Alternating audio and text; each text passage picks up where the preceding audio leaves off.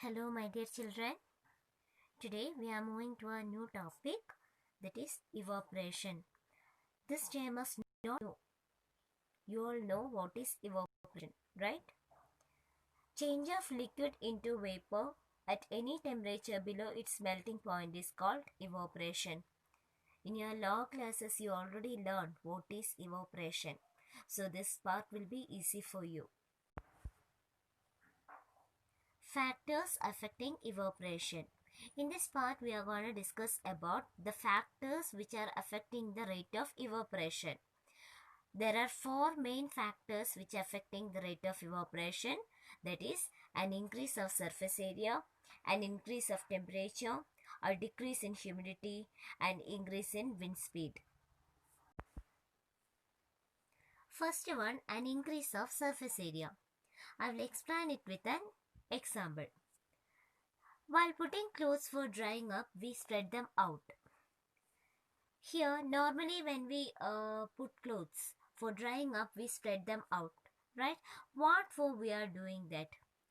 Here, the main reason is that when we spread them out, the surface area of the clothes increases and this clothes gets dry faster.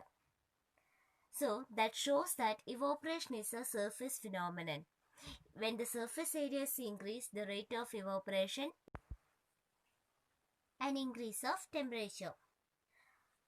We already learned the effect of temperature in our last class. So you can easily connect that fact into this one. When the temperature increases, more number of particles get enough kinetic energy to move into the vapor state. That means when it reaches to a particular boiling point, this liquid converts to vapor state. Third factor is a decrease in humidity. What is humidity?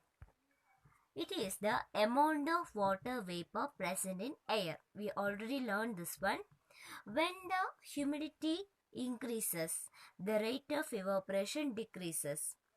We already know it is the amount of water vapor present in air.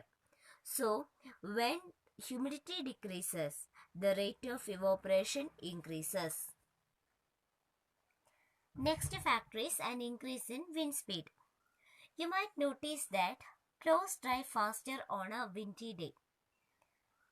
Here, with the increase in wind speed, the particles of water vapor move away with the wind, decreasing the amount of water vapor in the surrounding.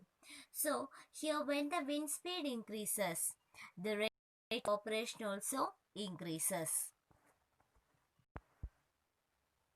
Next topic is, how does evaporation cause cooling?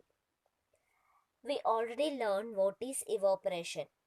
Evaporation results in cooling as the liquid absorbs heat from its surroundings. Here, the particles of liquid absorb energy from its surroundings to regain the energy lost during evaporation. This absorption of energy from the surroundings makes the surroundings cold. Here, in an open vessel, we can take an example. In an open vessel, the liquid keeps on evaporating. In this, the particles of liquid absorb energy from its own surrounding, mainly to regain the energy lost while evaporation. This absorption of heat energy from the surroundings makes the things cold. You understand?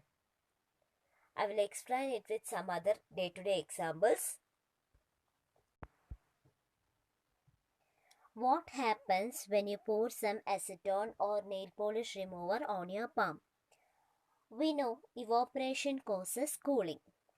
When you put some acetone or nail polish remover on your palm, the energy of your palm is absorbed by the particles of these materials and they evaporate, causes cooling, which makes our palm to feel cold.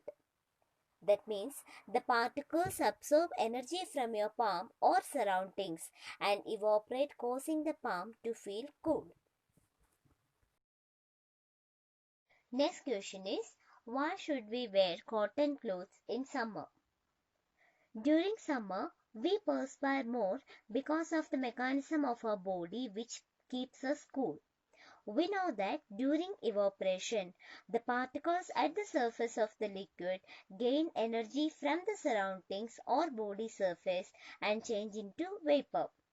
Here, the heat energy equal to the latent heat of vaporization is absorbed from the body, leaving the body cool. Cotton, which is a good absorber of water, helps in absorbing the sweat and exposing it to the atmosphere for easy evaporation. Next question is, why do we see water droplets on outer surface of a glass containing ice cold water?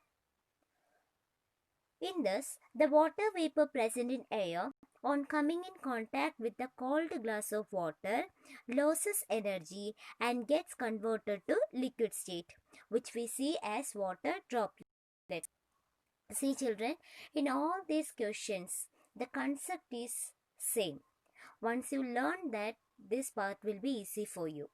Okay, we know evaporation causes cooling and the particles absorb energy from the surrounding to regain the energy lost during evaporation. And this absorption of energy from the surroundings make it cool. So once you learn this one, this part will be easy for you. I hope you understand. Thank you.